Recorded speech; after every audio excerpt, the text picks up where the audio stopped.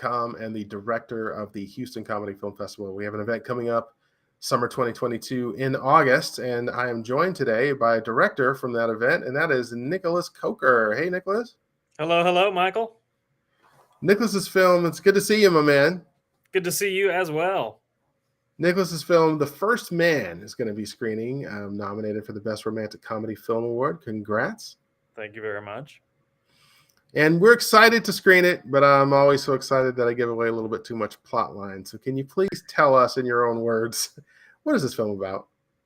Yeah, so this is about the first man to ever exist. He is a caveman. He lives in his world. He's done everything kind of the same way for all time. But then his world is a little shaken up when he meets the first woman. And so this is about him figuring out what that means and trying to win her heart. What inspired you to make this particular film? Well, I'll tell you what, I love, and it's something you'll see in all my films. I just love, misfits kind of finding their place. And so this is another one of those stories. And so he's out on his own. He's living his, isolated life, and then he meets this woman, and he realizes that's the kind of life he wants. He wants a change. Reflects a lot of what I've got going on in my own life. I cannot attend the festival, sadly, because I'm getting married on that day, and I am getting married. I play the first man in the film. I am getting married to the woman who plays the first woman in the film. That is my fiance, Jolie Peterman. And so, like I said, reflects a lot of my own story. But as far as getting it made goes, it was this really exciting process where I started out making films in college, and I was at the University of Alabama. Had all these great resources, geeks free to use with tuition, and great to just dive right in, make whatever you want. I graduate from college, and obviously you can't do that anymore. It's not all free. And so a lot of what I was thinking with the first man is what can I make that's as small as I can go? No set, just film it out in nature, minimal crew and actors, something I could act in myself, something I could get her to act in. What is that? And the result was The First Man, this cute little caveman story just out in the woods. So is this like a Brangelina type story where you met on set and you locked eyes, and since you're going through a romantic comedy, you decided to get married, or did you actually know her before this film?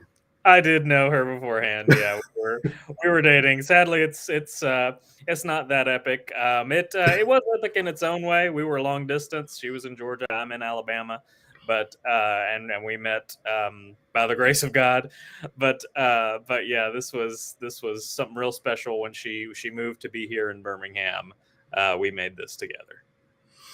Well, good job. That answers my casting question. So it sounds like you wore a lot of hats. How do you do this before, in front of the camera and behind the camera? Yes, that's a good question, and it's a big thing I had to learn on this film because in my previous ones I made just little cameos for a couple seconds, but this is my first time, like really, being the main actor in this thing and directing it at the same time. And so basically what I did was I wanted to have somebody who could pick up the slack while I was in front of the camera. And so that is my good friend Seth Farmer. He is the co-director for The First Man. He and I worked together on a lot of projects in the past. He was the director of photography for my past two films.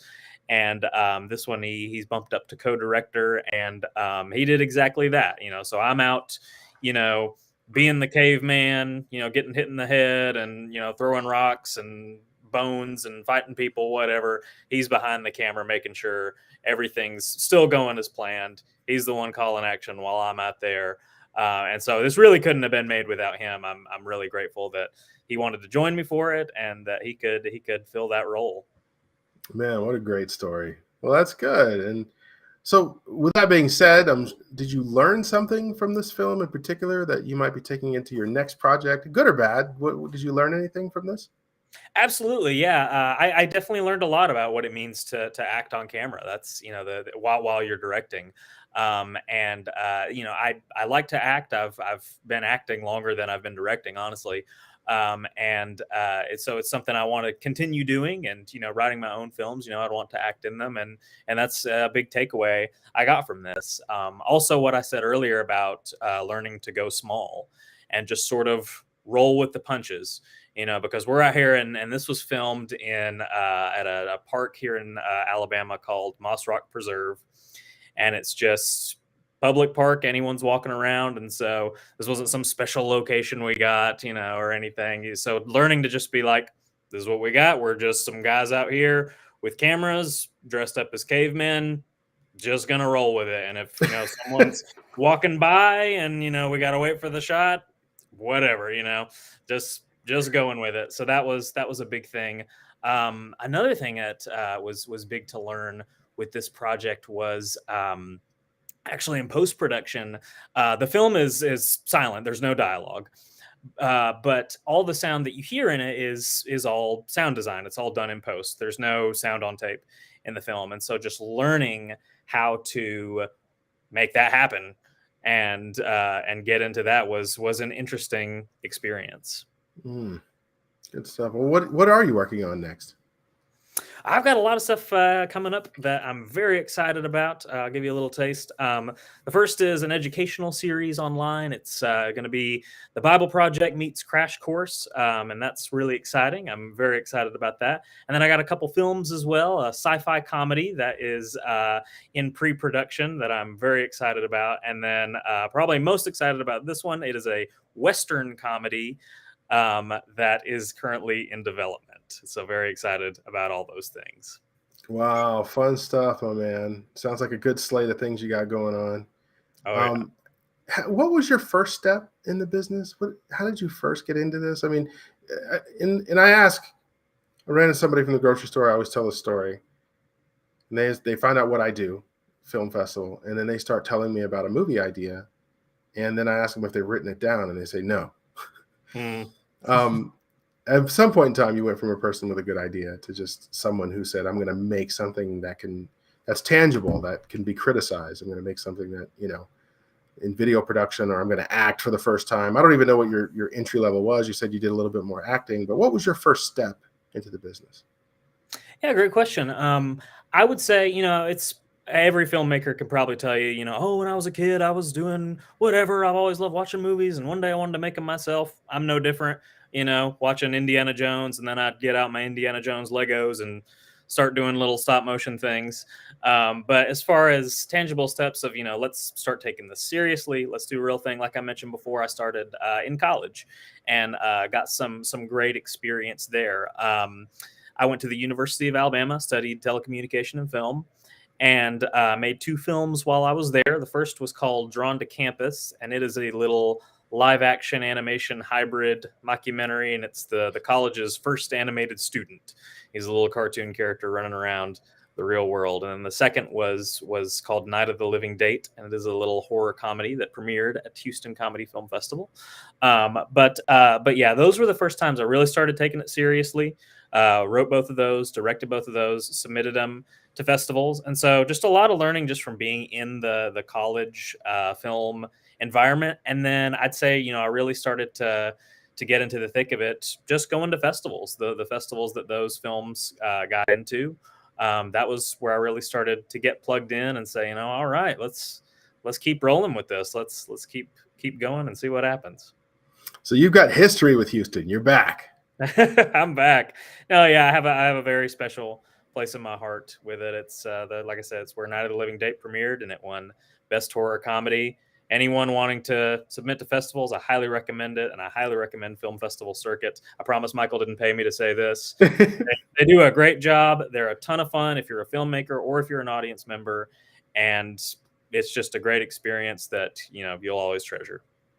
Thank you. And I remember that film. Very good job on that. And I got to ask you, what do you get, not necessarily at our specific film festivals, but what do you get from a live screening that you just maybe don't get from a virtual?